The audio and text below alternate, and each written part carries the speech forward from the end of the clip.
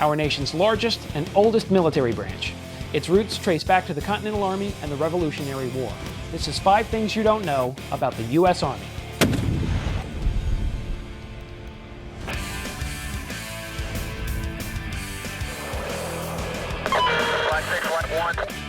We got him moving. We're going back to buttoned up.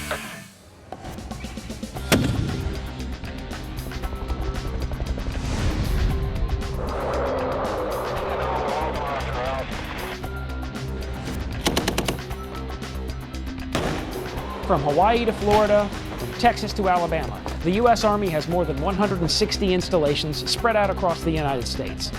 All that land totals to more than 15 million acres, or about 24,000 square miles, which means that if the U.S. Army was a state, it would be the 42nd largest in the country.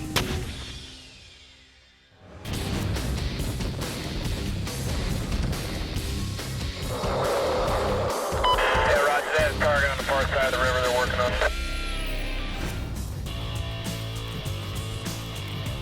The Army's elite light infantry soldiers, the 1st Ranger Battalions, were sanctioned and formed during World War II, beginning in June of 1942. These battalions, several of which still exist today, would go on to participate in some of the most critical episodes of the war, like spearheading the Allied landings on D-Day.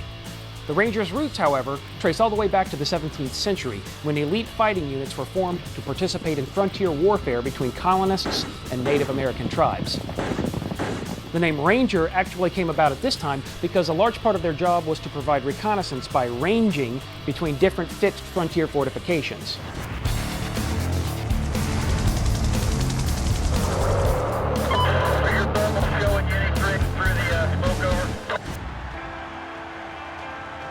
While today we all think of the swastika as being synonymous with the Nazi Party, this hasn't always been the case. Prior to being co-opted as a symbol of Hitler's Third Reich, the swastika actually had a long history as an ancient symbol of good luck and good fortune. In fact, for many Native American tribes living in the southwest United States, this symbol meant just that. So, after the 45th Infantry Division was organized in Oklahoma in 1923, the decision was made to adopt the swastika as its patch, as a means of paying respect to the local Native American tribes. Of course, by the mid-1930s, the rise of Nazi Germany and its ubiquitous use of the swastika had begun to taint the symbol's appeal around the world. So, because of this, the 45th Infantry Division dropped the swastika and switched their patch to the Thunderbird in 1939. Roger, that second one was pretty fucking right. Roger, this is kind of fun, isn't it? U.S. Army Rangers are one of the most flexible and highly trained light infantry forces in the U.S. military, with each Ranger Battalion capable of deploying anywhere in the world with just 18 hours notice. In fact, since the 1st Ranger Battalion was activated in World War II, Rangers have led the way in over 50 military campaigns, from Operation Urgent Fury in Grenada to Operation Gothic Serpent in Somalia to the current global war on terror.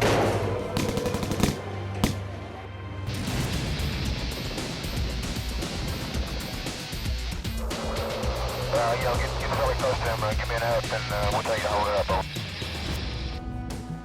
Serving in America's military has long been a tradition for many U.S. presidents. However, only one, President Teddy Roosevelt, received the Medal of Honor. Roosevelt was awarded our nation's highest honor for actions during the Battle of San Juan Hill on July 1, 1898, during the Spanish-American War. A lieutenant colonel in the U.S. Volunteer Cavalry, Roosevelt was highly praised for both leading the charge up the hill and for his incredible die-hard spirit during the fight. But while Roosevelt was recommended for the honor by several high-ranking officers and eyewitnesses, his nomination was initially rejected. Although no one can say exactly why, the probable cause has often been attributed to the fact that Roosevelt had a falling out with several U.S. politicians over disagreements regarding the war. However, in 2001, after a board conducted a lengthy review of all of the evidence, Roosevelt was finally awarded the Medal of Honor, becoming the only U.S. president to ever receive it.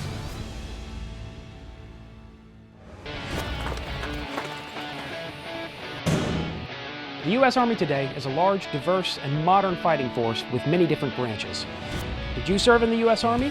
If so, what branch were you in? Post your responses below or reach out to us through Twitter with hashtag 5ThingsYouDon'tKnow.